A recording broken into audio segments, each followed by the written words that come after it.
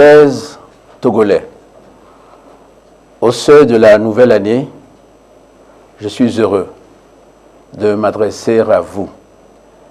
Et en faisant le bilan du chemin parcouru, je veux rendre grâce à Dieu pour ses multiples bienfaits au profit de notre pays et de sa population. Je forme pour chacun et pour tous, sur le territoire national et à l'étranger, des vœux de santé, de paix et de bien-être pour la nouvelle année. J'ai aussi une pensée solidaire pour les familles éprouvées par la maladie et la séparation d'avec les êtres chers. Je salue pour leur engagement et leur sens du devoir les personnels de santé, les forces de défense et de sécurité et toutes les catégories professionnelles que les contraintes du métier tiennent éloignées des réjouissances en famille. Je rends hommage à nos compatriotes, illustres ou anonymes, qui ont achevé durant cette année la course terrestre, mais qui continuent de vivre dans notre mémoire collective et dans nos cœurs. Mes chers compatriotes, l'année 2020 a été essentiellement marquée au plan politique et sanitaire par deux événements majeurs. En me référant à la tenue de l'élection présidentielle au mois de février, je remercie la providence divine qui nous a permis d'honorer ce rendez-vous républicain juste avant la survenue de la pandémie dans notre pays. Je me réjouis de la bonne organisation de cette consultation et salue la maturité et la mobilisation du corps électoral qui a massivement exprimé son choix en toute liberté et responsabilité.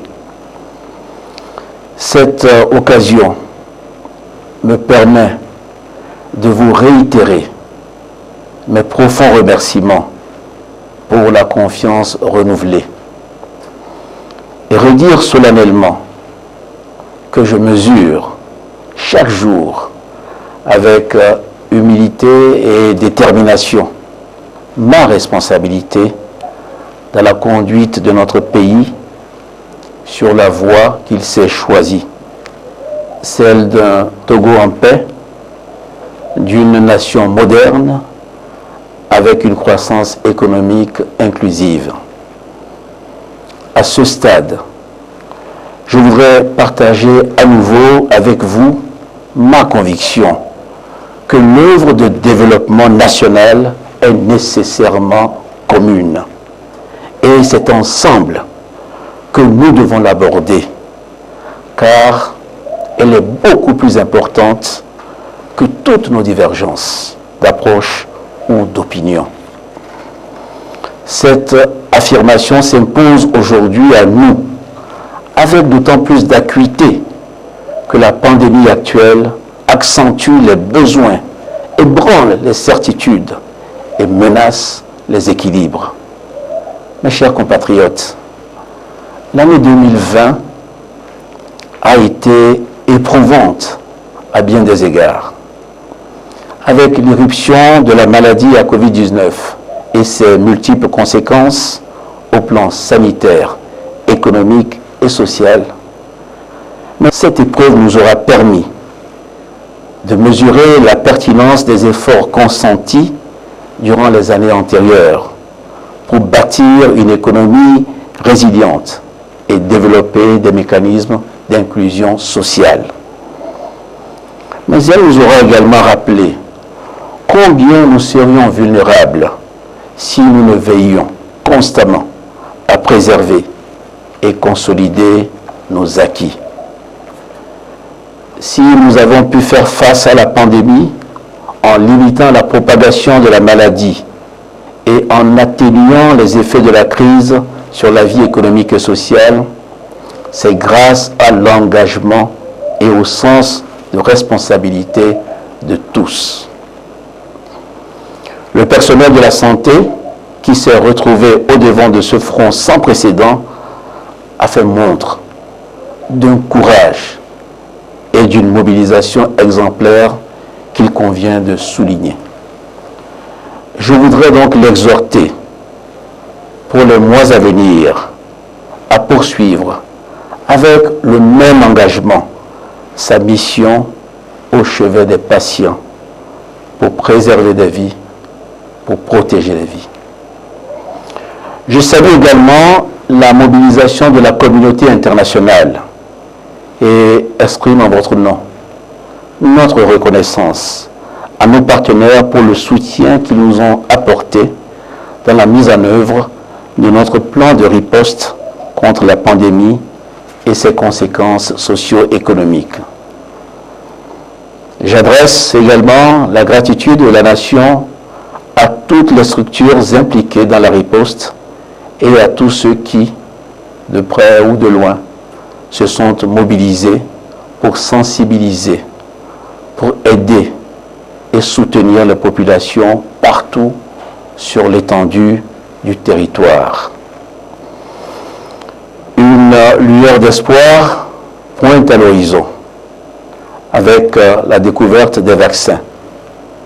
Je veux vous dire que nous ne les ignorons sur aucun moyen pour préserver nos vies et nous permettre de reprendre très rapidement le cours normal de nos activités.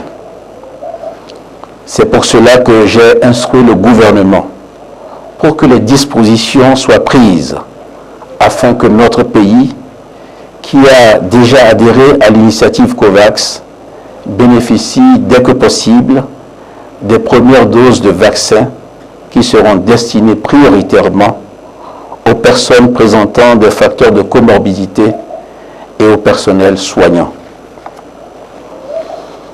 Mes chers compatriotes, lorsque les temps deviennent aussi durs et incertains, il est important de faire appel à nos valeurs de fraternité et de solidarité pour nous permettre de continuer notre marche en ne laissant personne de côté. C'est dans ce sens que le gouvernement a agi en mettant en place, dès les premières semaines, un revenu national de solidarité que nous connaissons tous comme le programme Novici. Ce programme a constitué un secours efficace pour nos concitoyens, susceptibles d'être les plus affectés par les mesures de lutte contre la pandémie. Nous avons à tous égards maintenu nos efforts vis-à-vis de la lutte contre les vulnérabilités en mettant en place une feuille de route du quinquennat qui prend appui sur 3 axes et met en exergue l'harmonie, l'inclusion sociale et la paix. C'est aussi en faisant appel au dialogue et à la concertation que nous avons pris des mesures spécifiques de soutien aux acteurs de l'économie et initié un plan de relance des entreprises qui sera mis en œuvre.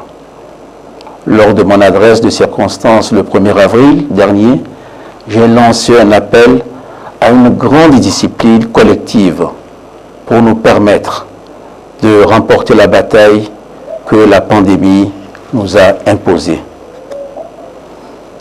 Puiser dans le génie togolais nous aura permis de démontrer une capacité collective salutaire d'innovation et de résilience. Cet effort, nous le faisons collectivement, avec l'adhésion de tous et la contribution de nos partenaires. Je voudrais insister sur la nécessité pour chacune et chacun d'entre nous de maintenir le respect des mesures barrières, en ne cédant pas à un relâchement qui pourrait être cause d'aggravation. Mes chers compatriotes, Si la mobilisation nationale à laquelle vous avez tous adhéré nous a permis de préserver l'essentiel, nous devons humblement reconnaître que les solutions que nous avons pu mettre en œuvre demeurent forcément perfectibles en raison des contraintes et des inconnues inhérentes à la maladie. Nous devons donc nous enrichir des leçons que la crise nous aura administrées pour continuer d'améliorer notre quotidien dans ce contexte. Le renforcement de notre système de santé sera poursuivi.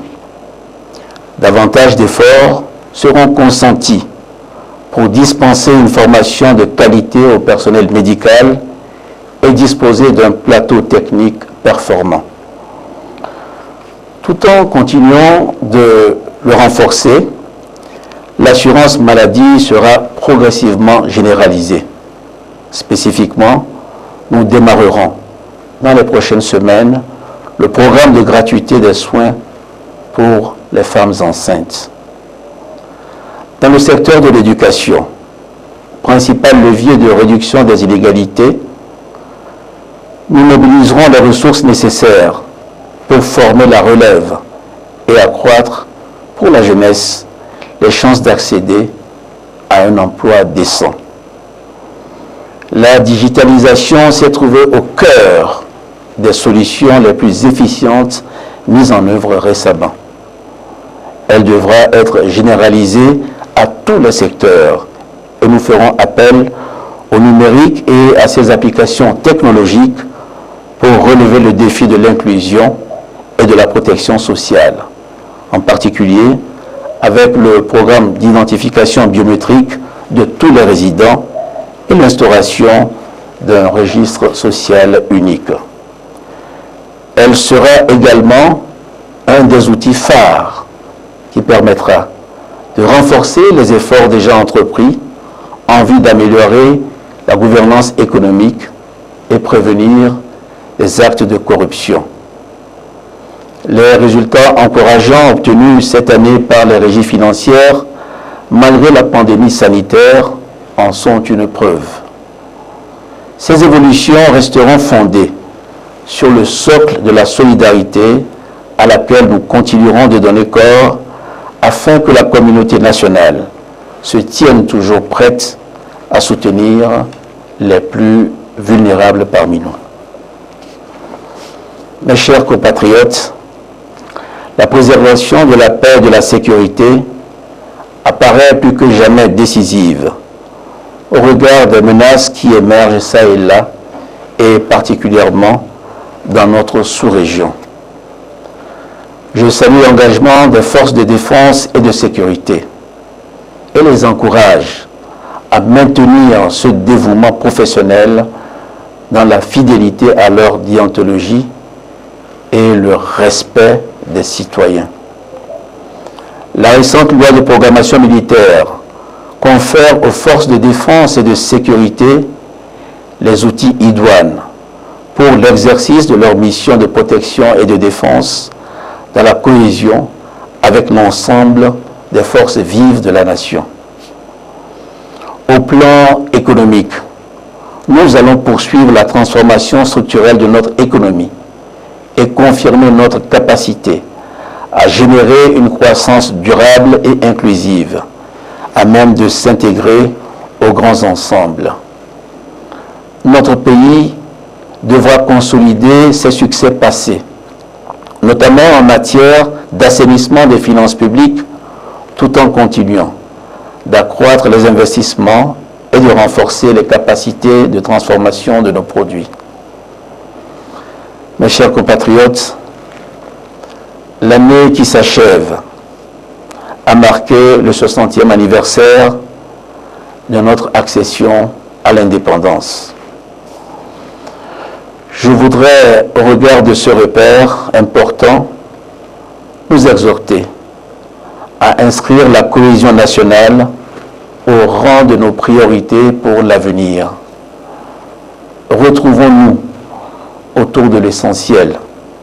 Assumons notre histoire et reconnaissons nos différences comme autant de sources d'enrichissement mutuel. Nous nous donnerons ainsi les moyens d'aborder les mois et années qui viennent avec confiance et sérénité. Nous pouvons légitimement être fiers de nos atouts et en faire des avantages comparatifs pour hisser notre pays à la hauteur de nos ambitions de développement en dépit de l'impact de la pandémie actuelle. Je reste pour ma part convaincu que nous sortirons de cette situation pour relancer notre économie grâce au dynamisme de notre jeunesse, de nos femmes et de notre secteur privé. Puisse notre attachement à la cohésion nationale demeurer le fil conducteur qui nous permette de poursuivre résolument notre marche vers la prospérité partagée en 2021. Que Dieu bénisse notre cher Togo et qu'il nous accorde à tous la santé et la vigueur d'esprit nécessaires pour bâtir notre pays suivant le destin que nous avons choisi.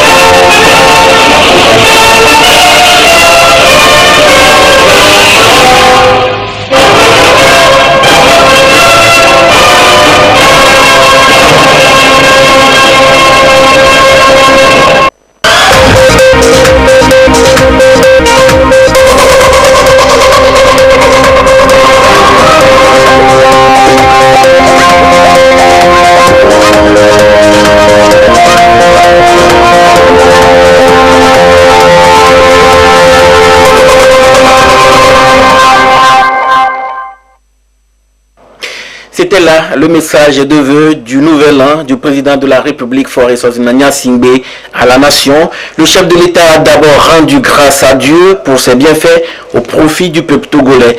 Le président de la République a salué la bonne organisation du scrutin présidentiel du 22 février 2020. L'année 2020 a été éprouvante avec l'irruption de la maladie au Covid-19 et ses conséquences au plan sanitaire, économique et social. Le chef de l'État s'est engagé à mettre tout en œuvre afin de permettre à notre pays de disposer du vaccin contre le Covid-19. Il a mis un accent sur la cohésion nationale et la poursuite des efforts vers la prospérité partagée.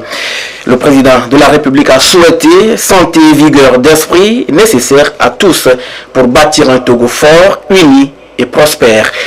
Où que vous soyez, vous êtes en direct sur la télévision togolaise. Bonsoir, bienvenue dans la dernière édition de 20h de l'année 2020. Les députés de la 6e législature au Togo sont en vacances parlementaires 2 mois pour être plus proches de leur base. La cérémonie de clôture de la 2e session ordinaire a eu lieu ce jeudi au siège du Parlement et c'était au cours d'une séance plénière consacrée au bilan jugé satisfaisant. Augustin Kossi. C'est une séance plénière, la dernière de l'année 2020. La cérémonie de clôture de la 2e session ordinaire après 4 mois d'activité parlementaire. La représentation nationale est là. Au perchoir, le 4e vice-président. Le gouvernement y est représenté par le secrétaire général adjoint. Le président Séan jette un regard rétrospectif sur la session. Le bilan était le jeu. 17 séances plénières, une dizaine de lois votées et d'importantes ratifications.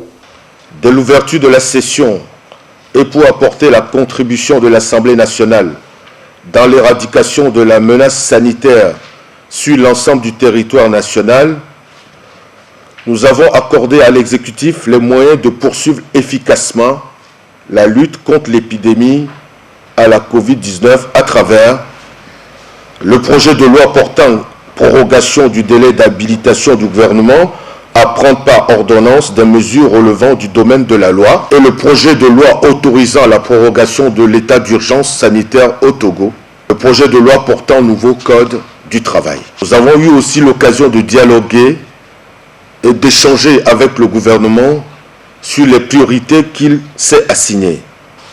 C'est ainsi que la 4e séance plénière a été consacrée à la présentation du programme d'action du gouvernement par le Premier ministre. Au cours de la session qui s'achève, beaucoup de réformes engagées par l'équipe gouvernementale sous l'impulsion du président de la République, son Excellence M. Faure et Sozimna Nyasingbe, ont été traduites en projet de loi et la plupart ont pu être adoptées par la représentation nationale. J'en veux pour preuve les 13 projets de loi examinés et adoptés. Je n'en citerai que quelques-uns, sans compter les autorisations de ratification des conventions internationales et les accords d'adhésion à des organisations internationales, notamment le projet de loi relatif à l'identification biométrique des personnes physiques au Togo, le projet de loi relatif à la programmation militaire 2021-2025, le projet de loi organique fixant la composition, l'organisation et le fonctionnement des services du médiateur de la République, le projet de loi de finances, exercice 2021, le projet de loi portant code du travail. De plus, 2 ateliers de formation ont été organisés à l'intention des députés, de la Commission des finances et du personnel administratif.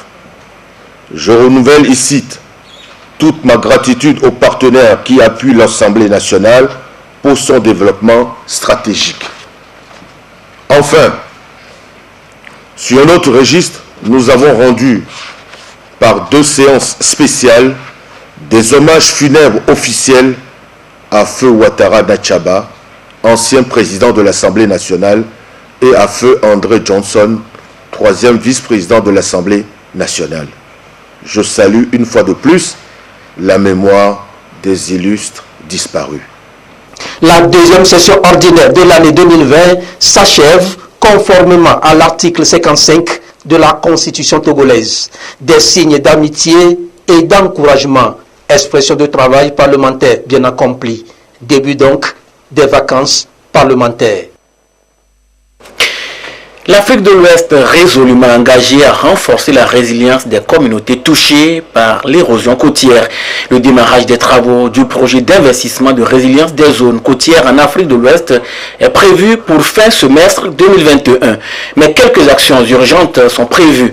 La protection des habitations vulnérables, Bodjomea Boudrafo entre autres.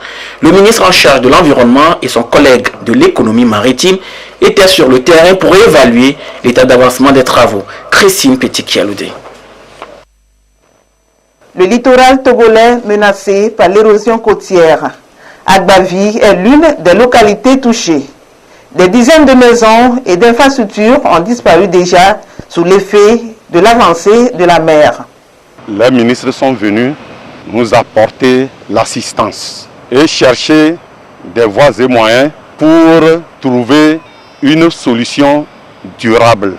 Le projet d'investissement de résilience des zones côtières en Afrique de l'Ouest, Ouaka Resip, est initié pour renforcer la résilience des communautés touchées. À Bodjomé, dans le lac, Deo Eklounaté riverain et son équipe développent un savoir-faire. J'ai testé aussi beaucoup de solutions et c'est celle-ci qui a été retenue. C'est des puits qui sont enfoncés très profondément et qui sont pratiquement devenus inamovibles par rapport au choc des vagues. Il faut vous dire que quand nous avons commencé, le premier puits était haut et on était totalement en bas. Là où les gens sont debout, la mer a remblayé sur 3 mètres de hauteur. La sauvegarde du patrimoine naturel et la restauration de la biodiversité dans les bassins du lac Bokozoula et Interland est l'un des 11 projets Ouaka Resip. Démarré en février 2020, il est à 99,99% de taux de réussite. Dans la restauration des berges lagunaires, Il est prévu 90 hectares de mangroves pour les 3 ans. Mais à ce jour, les 90 hectares de berges lagunaires ont été déjà reboisés. Chaque année, entre 6 et 10 mètres du littoral par endroits sont engloutis. Le gouvernement est à pied d'œuvre pour des solutions globales et pérennes. Les approches de solutions dans les localités visitées vont bon train selon le ministre de l'économie maritime et celui de l'environnement. Ici, nous sommes en train de constater l'avancement d'un projet de restauration de mangrove. La mangrove joue un rôle important dans l'équilibre naturel et empêche l'eau salée de venir sur le continent et donc permet en fait de lutter contre les questions d'érosion côtière. La question de la côte et de sa protection, de son aménagement et de sa mise en valeur reçoit la plus grande attention de la part des autorités au plus haut niveau. Nous avons été heureux de constater que ce soit au niveau de la protection de la côte et ici même, tous ceux qui sont à l'œuvre sont recrutés sur place. Nous avons surtout apprécié le génie de notre concitoyen, M. Koulounaté. Il a estimé que toute son expérience acquise en Allemagne doit servir à son pays. Nous partons avec vraiment une grande satisfaction. Le projet avance bien. Toujours dans le compte du projet, 100 poubelles et 10 blocs de 4 cabines de sanitaires écossais et 5 forages solaires seront construits. 2 pirogues motorisées pour la surveillance et le tourisme et 14 pirogues de pêche vont être mises à la disposition des populations. Dans pratiquement 5 mois, les frontières aériennes étaient restées fermées. Covid-19 oblige. Les activités ont repris normalement. Ce jeudi, les acteurs aéroportuaires ont fait le bilan des activités exercice 2020. Ils ont analysé l'efficacité des mesures mises en œuvre par le gouvernement pour que l'aéroport international Gnassingbé Adéma soit un lieu sûr de transit. Louis Cassi. Le secteur aéroportuaire n'a pas été épargné par la crise sanitaire liée au nouveau coronavirus. L'aéroport international Gnassingbé Adéma a aussi suivi les mesures édictées par le gouvernement pour lutter efficacement contre le Covid-19. Fermé donc en avril après la détection du premier cas, l'aéroport a été réouvert aux passagers 4 mois plus tard. Des dispositions ont été mises en place afin de sécuriser le personnel et les passagers. 5 mois après la réouverture, les acteurs du secteur passent au bilan des actions menées sous la direction de l'Agence nationale de l'aviation civile ANAC. Le président a été le tout premier à mettre en place 2 comités pour lutter et prévenir cette pandémie. Et il se fait que l'OACI a repris pratiquement le même en ajoutant certaines exigences. L'objectif de cette rencontre, c'est quoi? L'OACI a mis sur site pour tous les pays et a exigé à l'ensemble des 194 pays de l'OACI l'application stricte de ces exigences pour lutter contre la pandémie. Et c'est un self-test. Vous remplissez sur le site ce que vous avez fait, vous avez pris comme mesure avec ces exigences. Et permettez-moi de vous dire que le Togo a eu 100%, je dis bien 100%, beaucoup de pays n'ont même pas 20%. Parce que nous avons appliqué les mesures de l'OACI et les mesures de notre leader charismatique, le chef de l'État.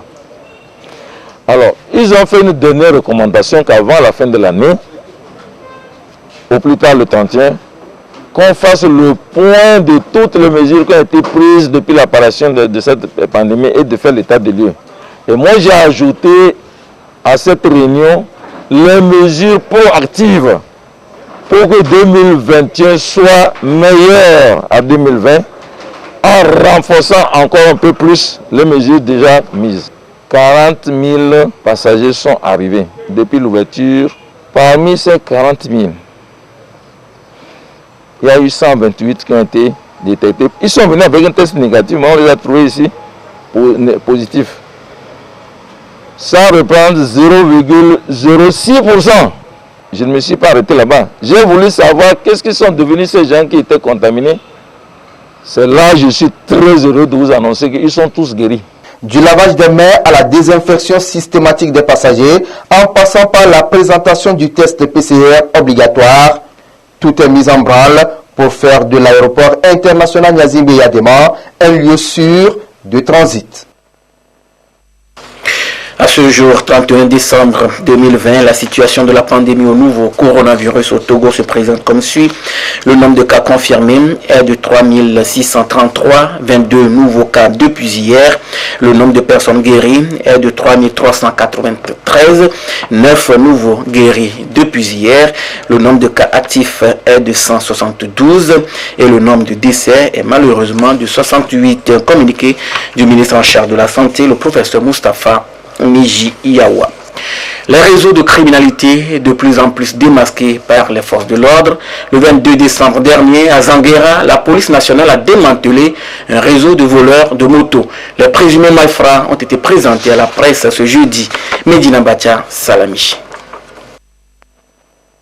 Alors qu'ils étaient en pleine consommation du cannabis dans un domicile, ces présumés voleurs de motos ont reçu la visite inopinée de la police.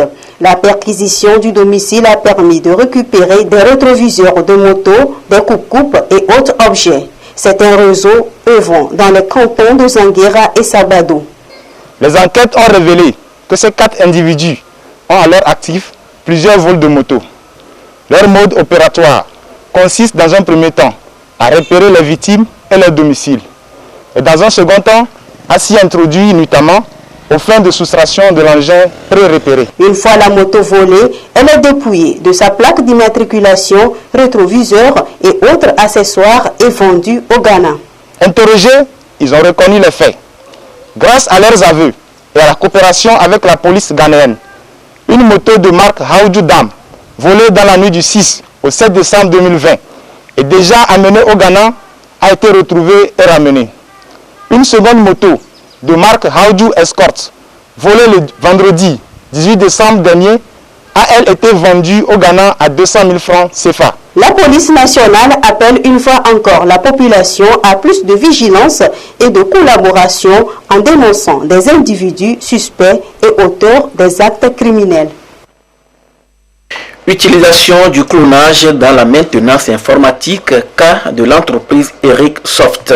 C'est le thème de recherche de Komla Kofi Enoch, un malentendant qui a su convaincre le jury. Une soutenance particulière qui a capté l'attention du public présent. Le document a été accepté. Dodo Harry.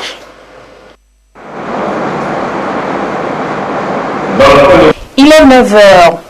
Enoch tente de persuader le jury avec son chef-d'œuvre. Les gestes ont remplacé les mots dans cette présentation axée sur l'utilisation du clonage dans la maintenance informatique, cas de l'entreprise Eric Soft. Dans sa recherche, le candidat propose aux petites et moyennes entreprises une solution innovante pour éviter la perte des données importantes. C'était donc d'éviter de perdre des données sur les disques et de pouvoir donc les sauvegarder et les cloner. Et donc, quand j'ai essayé ça, j'ai vu les résultats étaient bons, ce qui a fait que j'ai eu à faire des recommandations. Malgré son handicap, Enoch a réussi à élucider toutes les inquiétudes du jury. Il s'en sort avec une moyenne de 15 après des mois de dur labeur. Pour le jury, le thème est pertinent et bien développé. Ce que nous avons eu à assister tout à l'heure était émerveillant. Il a bien fait la présentation, ce qui nous a permis de bien suivre ce qu'il a fait. Il faut qu'il améliore un tout petit peu un certain nombre d'éléments. C'est un thème d'actualité. On ne va pas aujourd'hui les donner, les perdre demain. C'est dans ce contexte-là que notre candidat a présenté son thème. Le handicap n'est pas une fatalité. Enoch l'a si bien démontré à travers son travail et sa prestation remarquable. Il compte aller bien au-delà après l'obtention de son diplôme de brevet de technicien supérieur. Le gouvernement togolais, à travers l'ANADEB, soutient les couches vulnérables les plus durement touchées par la pandémie liée au coronavirus dans le contexte du projet de sensibilisation et d'appui à la résilience des communautés à la base face au choc de la pandémie. L'agence était à Djengré, à Kéméni et à Léréride et Désiré Aloy. Un appui du gouvernement togolais aux couches vulnérables pour faire face au choc causé par la pandémie liée au coronavirus. À Djangere Sotoubois 2, l'une des localités bénéficiaires du projet, des personnes vivant avec un handicap sélectionnées reçoivent l'appui à la résilience, un accompagnement avec le soutien de l'Union européenne. Avec ça, on va bien fêter. Merci au chef de l'État. Pense toujours à nous. Surtout ce moment de Corona. Nous allons fêter bien à la maison avec la famille. Merci à Nadeb. Même coup de cœur à Kemeni et à Elerde dans Tchaoudjo 3. Merci beaucoup, Léna. Vraiment, nous n'avons jamais pensé que de telles envergures arrivera dans notre canton. Nous remercions les donateurs, beaucoup de charges et penser aussi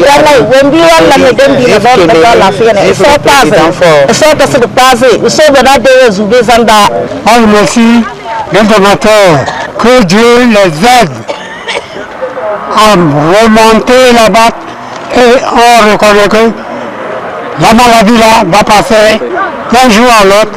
Je remercie à le chef de l'État, Fort Essence Nyassingbe. Le gouvernement togolais étend davantage son appui aux couches vulnérables les plus durement touchées par la pandémie, dont de kits couplés de distribution de masques et la sensibilisation sur les mesures barrières. Le kit que nous apportons aujourd'hui est un soutien du gouvernement avec l'appui de l'Union européenne et de la coordination nationale de gestion de la COVID-19.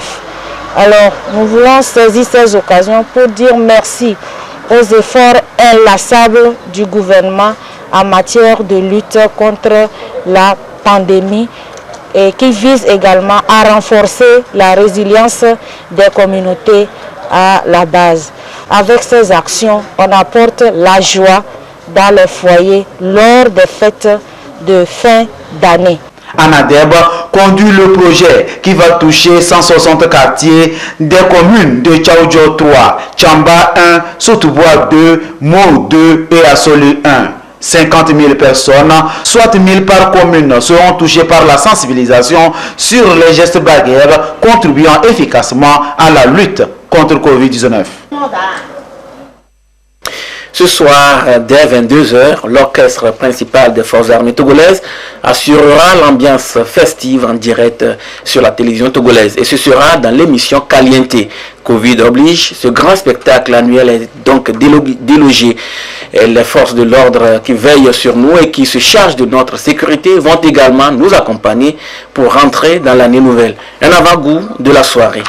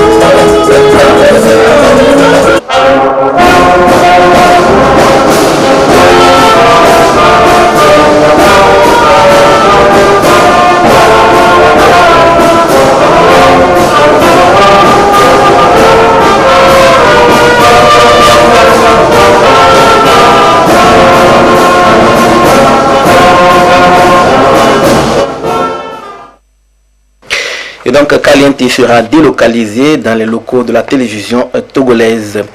Et nous ouvrons à présent la page des sports, la dernière de l'année. C'est avec notre ami de jeudi, Jean-Kofi Eledi. Bonsoir chers collègues. Bonsoir. Élu le 19 décembre dernier, le nouveau bureau exécutif du Comité national olympique du Togo a pris fonction hier mercredi. Oui, Edem, et c'était à travers une cérémonie de passation de charge entre le nouveau président élu de l'ADEM Akpaki et l'ancien Azad Kelani Bayor, représenté par son vice-président Emmanuel Ramanou. Tiens Piotba pour les précisions.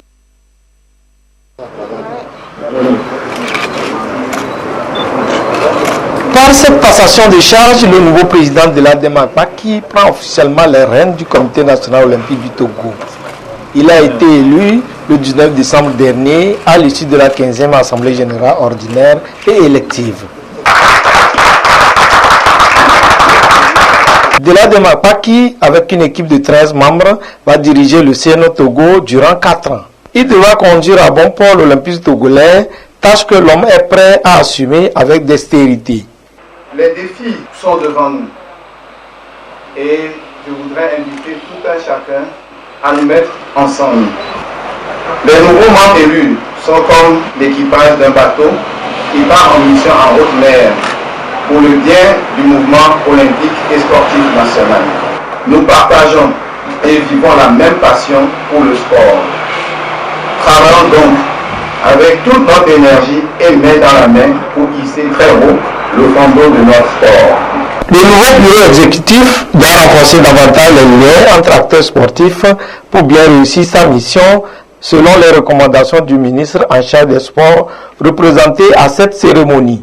La tâche qui attend la nouvelle équipe est immense, aussi bien en ce qui concerne l'amélioration des tests du CNO Togo que les réformes à mettre en œuvre pour instaurer une culture de bonne gouvernance au sein du mouvement sportif togolais. Vous voudriez avoir une approche de gouvernance inclusive, rassembleuse, patriotique et empreinte d'humilité afin de remettre le CNO Togo sur la bonne voie pour le rayonnement des sportifs et athlètes togolais sur l'échiquier international. Une cérémonie de passation qui s'est déroulée en présence des dirigeants de fédérations sportives affiliées au CNO Togo. Deladem Akpaki et ses collaborateurs démarrent ainsi leur mission à la tête du Comité national olympique du Togo.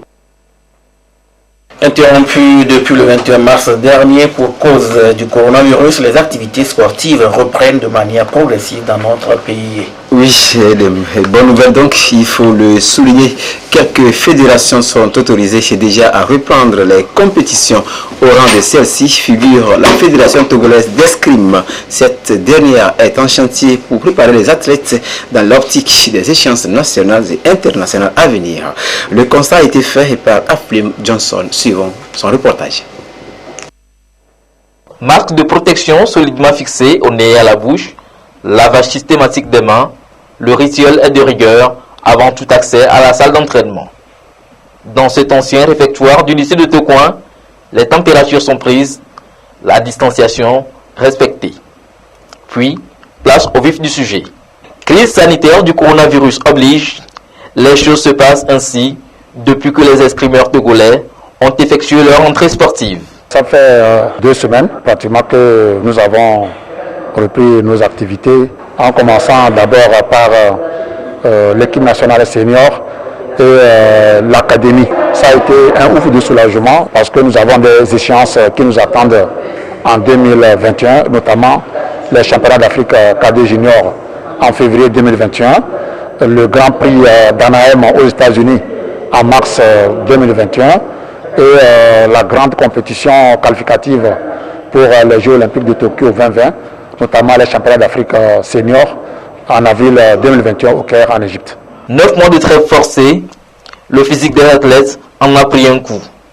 Les premières semaines de la reprise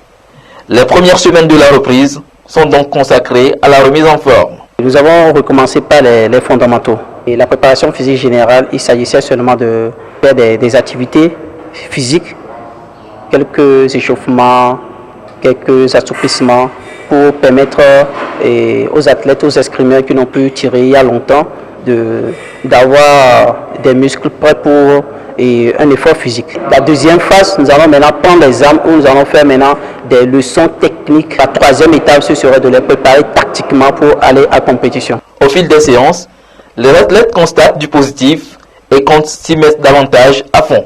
Je me sens bien depuis la semaine dernière qu'on a recommencé. Je vois que j'ai repris ma forme. Je veux qu'on fasse plus que ça. Je me sens un peu en forme. Je reviens du travail très dur. Lentement mais sûrement, le Togo reprend les activités sportives freinées par la Covid-19. D'autres disciplines vont certainement emboîter le pas à l'escrime très prochainement. jeudi et le prochain rendez-vous des sports? Oui, samedi à partir de 13h45 dans le tout premier numéro de Sport Détente de l'année 2021. Merci. Et dans chaque foyer, la fête s'annonce déjà belle. Le gouvernement a pris les mesures idoines pour décorer la ville et qui reflètent les moments de fête de fin d'année. Un tour dans nos rues est apprécié.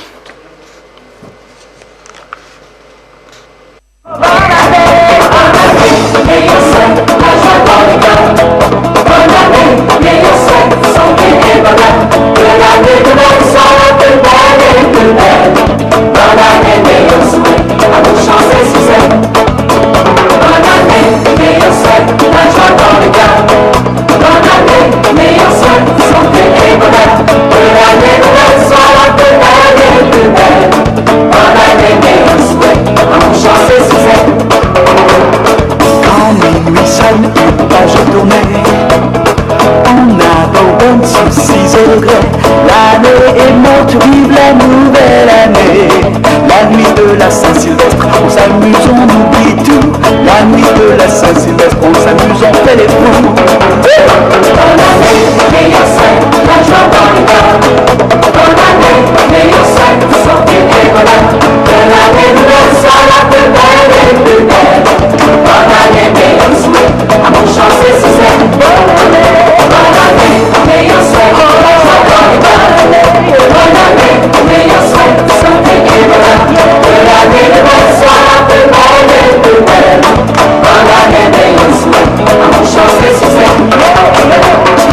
Embrassons-nous les cloches carillonnent, embrassons-nous la messe bonne, que les champagnes commencent à couler. La nuit de la Saint-Sylvestre est une nuit de folie. La nuit de la Saint-Sylvestre, tous les rêves sont permis. Bonne année, meilleur souhait, la joie dans les cœurs.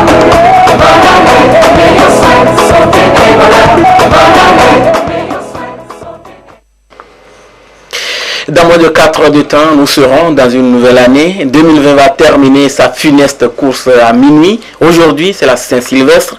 Avant que l'aube de l'an 2021 ne pointe à l'horizon, je nous souhaite une année de succès prospère afin de nous aider à oublier nos douleurs, nos lamentations et que nous puissions retrouver le rire et le sourire que Covid-19 nous a arrachés. Merci de nous avoir suivis. Restez avec nous sur la TVT La Première. Gardez toujours le sourire, quoi qu'il arrive. Bonne fête à tous. Excellente nuit.